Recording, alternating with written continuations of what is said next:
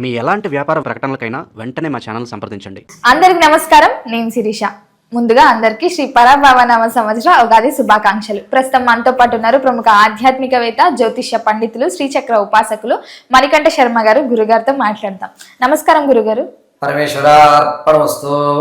గురుగారు, ముందుగా మీకు ఉగాది శుభాకాంక్షలు అండి.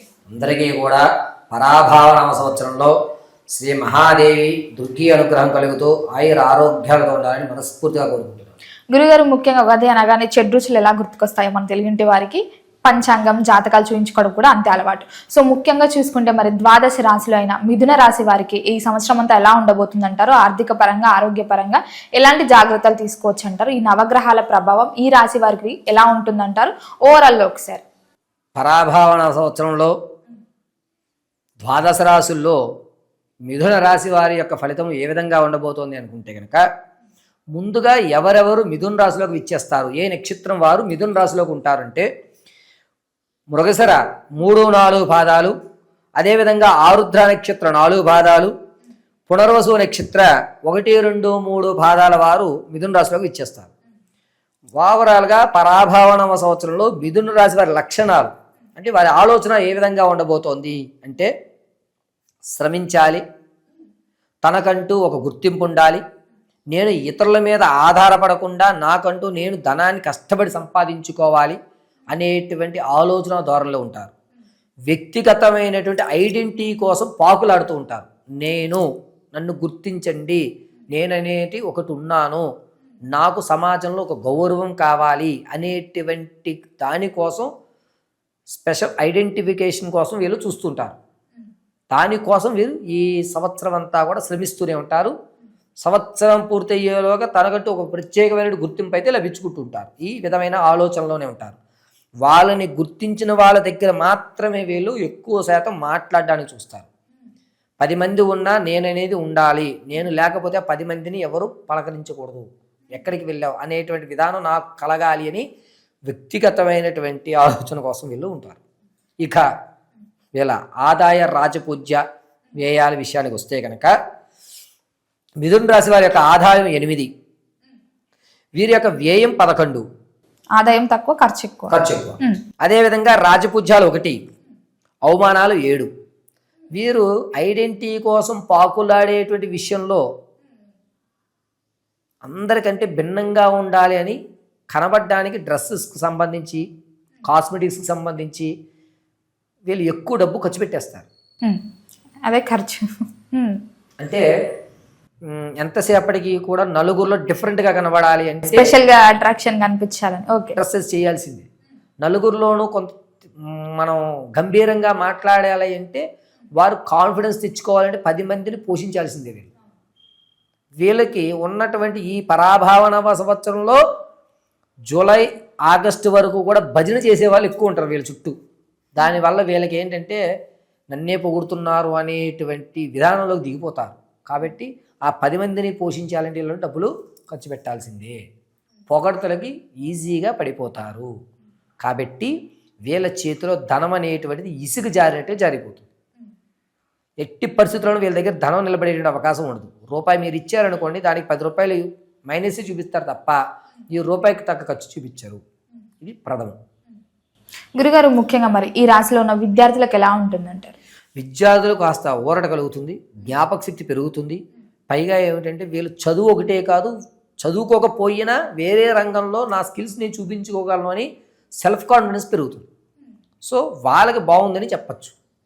విదేశాలకు వెళ్ళాలనుకున్న విద్యార్థులకి ఈ సంవత్సరం కలిసి వస్తుందంటారా? మరి కొంచెం ఇబ్బంది అయిన ప్రథమాంకంలో, ఎందుకంటే మీరు చేపట్టేటువంటి విదేశాలకు వెళ్ళేటువంటి ప్రదేశాలు ఏవైతే మీరు ఎంచుకుంటున్నారో అక్కడ కొన్ని ఇబ్బందులు కలిగి మరిగా తిరుగుటప్పాలా వచ్చేటువంటి అవకాశం ఉంది ప్రథమాంకంలో. ద్వితీయాంకంలో వెళ్ళండి, అద్భుతంగా ఉంటుంది. మీరు అనుకున్న పనులు జరుగుతాయి. ప్రథమాంకంలో డబ్బు నష్టపోవడం తప్ప ఇంకోటి ఉండదు. ఓవరాల్గా చూసుకుంటే మరి ఈ సంవత్సరంలో పెట్టుబడులైనా, రియల్ ఎస్టేట్లో అయినా ఈ వ్యాపారం వాళ్ళకి ఎలా ఉంటుందంటారు? రియల్ ఎస్టేట్లో కానీ, లేకపోతే అదేవిధంగా స్టాక్ మార్కెట్లో కానీ ధనం పెట్టాలి అనుకుంటే కనుక నా ప్రత్యేకమైన సలహా మిథున రాశి వారికి, ఆగస్టు వరకు ఇన్వెస్ట్మెంట్ పెడితే లాభం గురించి ఆలోచించద్దు. ఎట్టి పరిస్థితుల్లో ఆలోచించదు, అలా నష్టపోరు. అంటే మనం లాభం గురించే చూస్తాం. లాభం గురించి చూడాలంటే ఆగస్టు తర్వాత పెట్టుకోండి, మీకు రూపాయి కలిసి వస్తుంది. అప్పటి వరకు ఆగి ఆగస్టు పెట్టుకోండి. లేదు అనుకుంటే ఇప్పుడే ఉన్నాయి, మళ్ళీ దీన్ని దేనికైనా ఖర్చు పెట్టేస్తానేమో అని భయం ఉంటే ఇప్పుడు పెట్టేసుకోండి. కానీ లాభం గురించి మాత్రం అస్సలు ఆశపడద్దు. వ్యాపారాలు చేస్తానంటారా, వ్యాపారాల్లో మీకు ఐరన్ ఫ్యాబ్రిక్ బిజినెస్ కానీ, బట్టలకు సంబంధించి కానీ, లేదా మెడికల్ హోల్సేల్కి సంబంధించి కానీ, ఈ 3 రంగాలు అద్భుతంగా కలిసి వస్తాయి. భూ సంబంధంతో కూడా చేయొచ్చు. అంటే వ్యవసాయం చేయడము, చిన్న చిన్నగా మన కొత్తిమీర కానీ, కరివేపాకులు కానీ, ఇటువంటి పంటలు పండించే వాళ్ళు ఉంటారు కదా, బిజినెస్ అంటే ఉద్యోగం చేస్తూ బిజినెస్ చేద్దామనే ఆలోచన, ఈ 4 రంగాలు కలిసి వస్తాయి వీళ్ళకి. అది కూడా వీరు ప్రత్యక్షంగా కానీ పరోక్షంగా కానీ ఎలాగైనా చేయొచ్చు. నష్టం అయితే రాదు. లాభాల దగ్గరికి వచ్చేసరికి ఆగస్టు తర్వాతే లాభాలు వస్తాయి. ఆగస్టు వరకు మీ శ్రమకి ఆ పెట్టుబడికి అలా సరిపోతుంది. ఆర్థిక పరంగా ఎలా ఉంటుందంటారు మరి? ఆర్థికంగా ఖర్చు ఎక్కువ అయిపోతూ ఉంటుంది. అనవసరంగా ప్రతి నేను కడతానన్నా నేను కట్టేస్తానని కట్టేయడం, ఎదుటివాడిని పోషించడం, డబ్బు ఇసుక జారినట్టుగా జారుతుందనే నానుడిగా జారడం, కొంచెం వేరేంటంటే ప్రొడక్ట్స్కి కానీ బట్టలకు కానీ ఎక్కువ ఖర్చు పెట్టడం వల్ల అనవసరమైన హంగులకు పోవడం అంటారు దాన్ని. కొంచెం అది నిర్ణయించుకోగలిగితే బాగుంటుంది. ఈ సంవత్సరంలో వీరికి ఆరోగ్యపరంగా ఎలా ఉంటుందంటారు? ఎలాంటి జాగ్రత్తలు తీసుకుంటే బాగుంటుందంట? ఆరోగ్యం విషయం దగ్గర వచ్చేసరికి June, July, August, September, October ఈ 4 నెలల్లో కూడా వీరికి ఏమిటంటే కడుపుకు సంబంధించి ఇబ్బందులు కలుగుతాయి. టెస్టిస్ ఫామ్ అవ్వడం కానీ, కడుపులో ఒక కద్దులు ఏర్పడడం కానీ, లేకపోతే ఎక్కువ అల్సర్లు అంటే రావడం కానీ, పేగు వ్యవస్థకు సంబంధించి కొన్ని ఇబ్బందులు ఈ 4 నెలల్లో వీళ్ళు చూస్తుంటారు. అవి రాకుండా ఉండాలంటే ముందు నుంచి కూడా ఆరోగ్య చిట్కాలు ఇంట్లో పాటించుకున్నా సరిపోతుంది. ఈ 4 నెలలు భోజనం విషయంలో చాలా జాగ్రత్తగా ఉండాలి. ప్రయాణాలు చేస్తున్నప్పుడు మీరేం తింటున్నారో 1-2 సార్లు ఆలోచించుకుని తినండి. ఈ ప్రయాణంలో అది మంచిదా కాదా అనేది 1-2 సార్లు మనం ఆలోచించుకోవడం చాలా మంచిది. గురుగారు, ముఖ్యంగా ఎవరైతే విదేశాలకు వెళ్దాం అనుకున్నప్పుడల్లా క్యాన్సిల్ అవుతూ ఉంటుంది కదా, మరి ముఖ్యంగా అందరూ చేసుకోదగ్గ పరిహారాలు ఏమైనా ఉన్నాయంటారా విదేశాలకు వెళ్ళాలంటే, సక్సెస్ అవ్వాలంటే? మనం వ్యక్తిగతంగా అయితే కనుక ఎక్కడ కన్సిడర్ చేయడం లేదు. ఓన్లీ గోచార రీత్యా పంచాంగకర్తల యొక్క విధానాన్ని అనుసరించి మా గురువుగారు నాకు కలగజేసిన జ్ఞానానికి నా తల్లిదండ్రుల ఆశీస్సులతో నేను ఈ వివరణ చెప్తాను. వ్యక్తిగతంగా అయితే కనుక మీరు మనం సంప్రదిస్తేనే చెప్పచ్చు. అందరికీ కూడా ఇదే వర్తిస్తుందని మనం చెప్పడానికి లేదు. కాబట్టి ఒకవేళ అప్లై చేస్తున్నా మనకి రాక ఫెయిల్ అవుతున్నాము అనుకుంటే కనుక అటువంటి వాళ్ళు మనల్ని ఒకసారి సంప్రదిస్తే వ్యక్తిగతంగా పూర్తి విశ్లేషణ చేయొచ్చు. ఉద్యోగ వ్యవస్థలో ఉన్న వారికి ఎలా ఉంటుందంటారు? ఉద్యోగం మారాలి అనుకుంటే ఈ సంవత్సరం కలిసి వస్తుందంటారు? అవి అద్భుతంగా నిరుద్యోగులు మాత్రం శుభవార్త వింటారు. చక్కగా గవర్నమెంట్ ఉద్యోగంలో మంచి అవకాశాలు కనబడుతున్నాయి. ఇంతకు ముందు 1-2 విషయాల్లో తప్పిపోయిన వాళ్ళకి ఈసారి ఖచ్చితంగా జాబ్ వచ్చేటువంటి అవకాశం. ప్రమోషన్లో ఎవరైతే అనుకుంటున్నారో ఎప్పటి నుంచో చూస్తున్నారో అది వచ్చే అవకాశం కూడా ప్రథమాంకంలోనే ఉంటుంది. నిరుద్యోగులు మాత్రం కాస్త ఊరట కలుగుతుంది మొదటి అంకంలో అని చెప్పచ్చు. 2వ అంకం దగ్గరికి వచ్చేసరికి ఏంటంటే మనకి కావాల్సిన క్యాడర్ కంటే వేరే క్యాడర్ ఇస్తారు. మనం దేనికైతే అప్లై చేస్తున్నామో ఆ పోస్ట్ కంటే తక్కువ పోస్ట్లో మనం సెలెక్ట్ అవుతాం. ఓకే, తక్కువ పోస్ట్లో సెలెక్ట్ అవుతాం. సర్లే ఏదో ఒకటి ముందైతే ప్రవేశించండి అని మాత్రం నేను చెప్తాను. అది తక్కువగా వచ్చింది కదా మళ్ళీ ట్రై చేద్దాం, పెద్ద పోస్టులు ట్రై చేద్దామని కొంతమంది ఏం చేస్తారంటే వచ్చిన జాబ్ను కూడా రిజెక్ట్ చేస్తారు. రిజెక్ట్ చేయకండి. వచ్చింది ఏదైనా సరే భగవంతుడి అనుగ్రహానికి జాయిన్ అయిపోండి. అది మీకు కొత్త విషయాలు నేర్పుతుంది ఆ ఉద్యోగం. కాబట్టి ఉద్యోగులకు మంచి అవకాశం ఉంది. వచ్చినదే మనకు అనుగ్రహం అని చేయండి. వివాహ యోగం ఉందంటారా? అలాగే వివాహయుక్తం కోసం ఎవరైతే చూస్తున్నారో వారికి ప్రథమాంకంలో దగ్గర వరకు వస్తాయండి. దగ్గర వరకు వస్తాయి, ఇబ్బంది ఏం లేదు. కాకపోతే ఏమిటంటే ద్వితీయాంకం అద్భుతంగా ఉందని చెప్పాలి. ప్రథమాంకంలో వివాహం దగ్గరికి వస్తుంది, అవుతుందా లేదా సందిగ్ధంతో ఉంటారు. అవుతుంది అనేటి మాట ఎవరో ఒకరికో 2-2 అవ్వచ్చు, కానీ ఖచ్చితంగా అవుతుందని చెప్పడానికి లేదు ప్రథమాంకంలో. ద్వితీయాంకం మాత్రం ఖచ్చితంగా అయిపోతుంది. వీరు పడమర తూర్పు దిశలో ఉన్నటువంటి సంబంధాలు అయితే కనుక ఖచ్చితంగా మీకు సెట్ అయిపోతాయి. మిగిలిన దిశ నుంచి వచ్చేటువంటివి అటు ఇటు ఊగిసలాడతాయి. సంతాన యోగం ఉందంటారా? మరి సంతానానికి ప్రథమాంకంలో కొంచెం ఇబ్బంది ఉంటుంది, ద్వితీయాంకమే బాగుంటుంది. ప్రథమాంకంలో ఏంటంటే కన్ఫామ్ అయినా కూడా ఉమ్మనీరు వ్యవస్థలో ఇబ్బంది కలగడం కానీ, శిశువు యొక్క ఆర్గాన్స్లో కొంచెం అటు ఇటు ఇబ్బందులు కలగడం కానీ జరిగేటువంటి అవకాశాలు ఎక్కువ గోచరిస్తున్నాయి. కాబట్టి అందులోనూ శని, కుజుడు, రాహు ముగ్గురు బలంగా ఉన్నారు. ఉన్నతమైన స్థాయిలో చూస్తున్నారు. కాబట్టి ద్వితీయాంకానికి ఎక్కువ ప్రాధాన్యత ఉంది సంతానం విషయంలో. మొదటి అంకంలో కొంచెం ఇబ్బంది. మరి ఈ సంవత్సరంలో తల్లిదండ్రులు పిల్లల పట్ల ఎలాంటి జాగ్రత్తలు తీసుకోవచ్చు అంటారు? పిల్లల పట్ల జాగ్రత్త తీసుకోవడం అనే దానికంటే వారికి అవగాహన కలిగించండి అని మాత్రం నేను చెప్తాను. ఎందుకంటే వారు తీసుకునే నిర్ణయాలు తప్పులుగా ఆలోచన విధానంగా ఉంటుంది.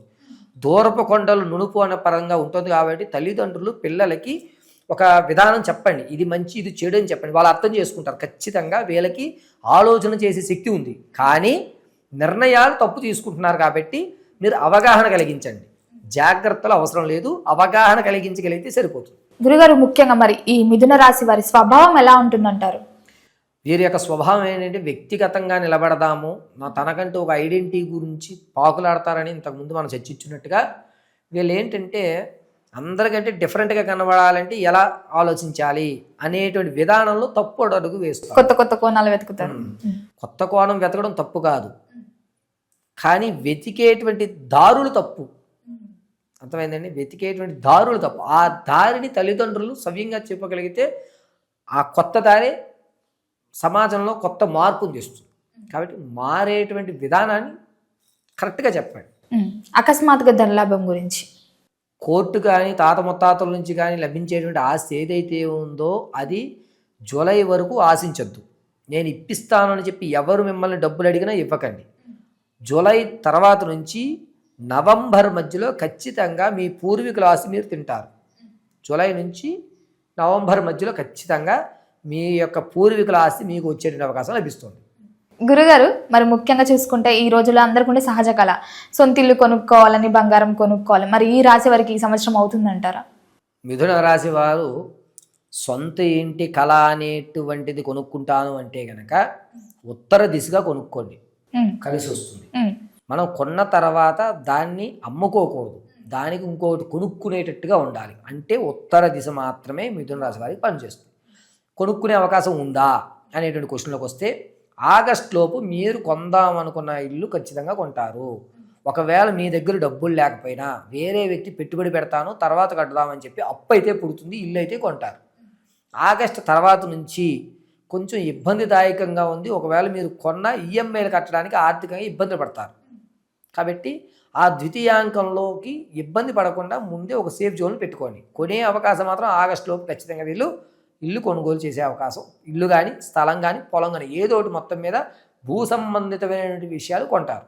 బంగారం కొనగలుగుతారా? మరి బంగారం విషయంలోకి వచ్చేసరికి ఏంటంటే వీళ్ళు ఖచ్చితంగా అక్టోబరు 8వ తారీఖు నుంచి నవంబర్ 19వ తారీఖు మధ్యలో కనీసం 1 గ్రామైనా కొనుక్కుంటారు.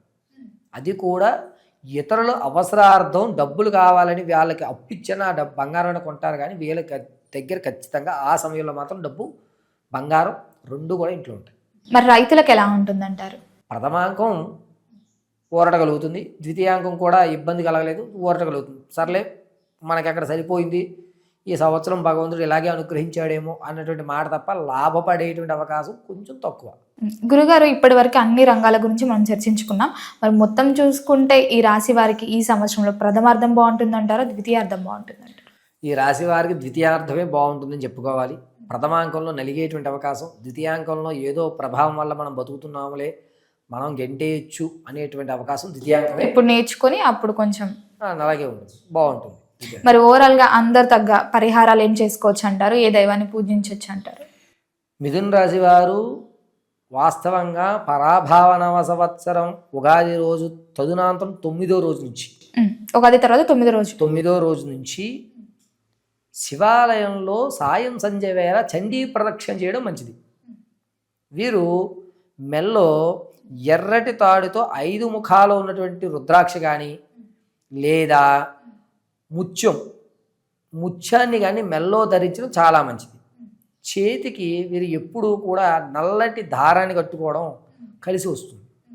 పైగా ఈ మిథున రాశి వారు ఈ పరాభావన సంవత్సరం అంతా కూడాను కుదిరితే గనక రుద్రహోమాలు చేసుకోవడానికి ప్రాధాన్యత ఇవ్వండి.